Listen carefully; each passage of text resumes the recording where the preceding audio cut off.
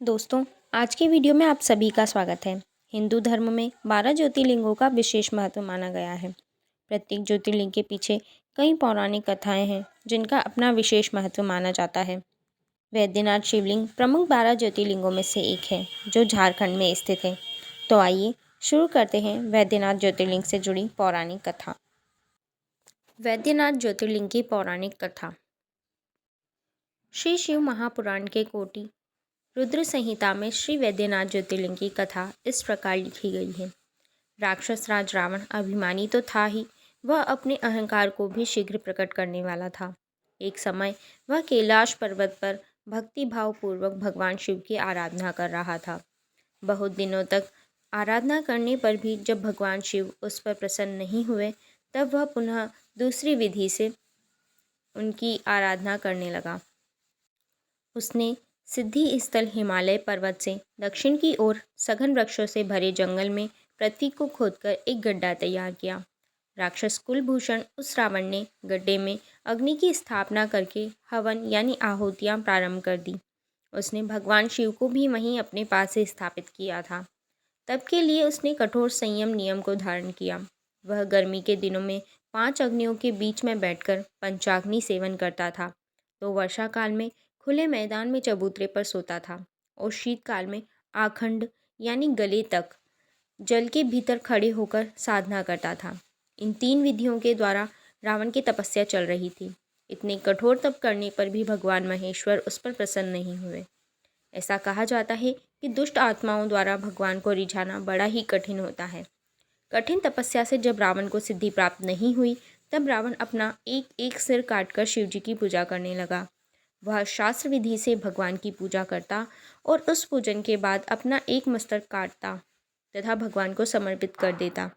इस प्रकार क्रमशः उसने अपने 9 मस्तक काट डाले। जब वह अपना अंतिम 10वां मस्तक काटने ही वाला था, तब तक भक्त वत्सल भगवान महेश्वर उस पर प्रसन्न हो गए। उन्होंने साक्षात प्रकट होकर रावण के सभी मस्तकों को स्वस्थ करते हुए उन्हें पूर्ववत जोड़ दिया।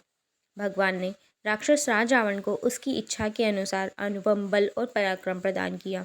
भगवान शिव का कृपा प्रसाद ग्रहण करने के बाद नतमस्तक होकर विनम्र भाव से उसने हाथ जोड़कर कहा, देवेश्वर, आप मुझ पर प्रसन्न होइए। मैं आपकी शरण में आया हूँ और मैं आपको लंका में ले चलना चाहता हूँ। आप मेरा मनोरथ सिद्ध कीजिए। इस प्रकार रावण के कथन को सुनकर भगवान शंकर असमंजस की स्थिति में पड़ गए। उन्होंने उपस्थित धर्म संकट को टालने के लिए अनमने मन से कहा, राक्षसराज, तुम मेरे इस उत्तम लिंग को भक्ति भाव पूर्वक अपनी राजधानी में ले जाओ, किंतु यह ध्यान रखना, रास्ते में तुम इसे यदि पृथ्वी पर रखोगे तो यह वहीं अचल हो जाएगा, यानी स्थिर हो जाएगा। अब तुम्हारी जैसी इच्छा हो वैसा करो। भगवान शिव द्वारा ऐसा कहने पर बहुत अच्छा ऐसा कहता हुआ राक्षस राज रावण उस शिवलिंग को साथ लेकर अपनी राजधानी लंका की ओर चल दिया।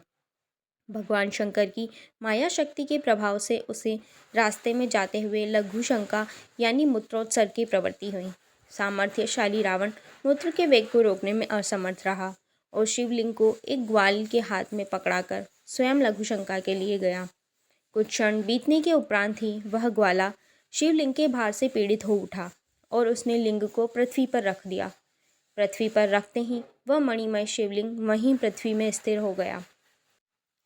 जब शिवलिंग लोक कल्याण की भावना से वहीं स्थिर हो गया, तब निराश होकर रावण अपनी राजधानी की ओर चल दिया। इंद्र आदि देवताओं और ऋषियों ने लिंग संबंधी समाचार को सुनकर आपस में परामर्श किया और वहां पहुंच गए। भगवान शिव में अटूट भक्ति के कारण उन लोगों ने अतिशय प्रसन्नता के साथ शास्त्र विधि से उस लिंग की पूजा की। सभी ने भगवान शंकर का प्रत्यक्ष दर्शन किया। इस प्रकार रावण की तपस्या के फलस्वरूप श्री वैद्यनाथेश्वर ज्योतिर्लिंग का प्रादुर्भाव हुआ, जिसे देवताओं ने स्वयं प्रतिष्ठित कर पूजन किया। जो मनुष्य श्रद्धा भक्ति पूर्वक भगवान श्री वैद्यनाथ का अभिषेक करता है, उसका शारीरिक और मानसिक रोग अतिशीघ्र नष्ट हो जाता है। प्यारे दोस्तों, आपको हमारी आज की कथा कैसी लगी, हमें कमेंट्स के माध्यम से ज़रूर बताएं। वीडियो अच्छी लगी हो तो वीडियो को लाइक करें। साथ ही हमारे ग्रंथों पुराणों से जुड़ी जानकारियों तथा रोचक तथ्यों को जानने के लिए आज ही हमारे चैनल को सब्सक्राइब करें और ज़्यादा से ज़्यादा लोगों तक इसे शेयर कर जानकारियों को आगे बढ़ाएं। धन्यवाद।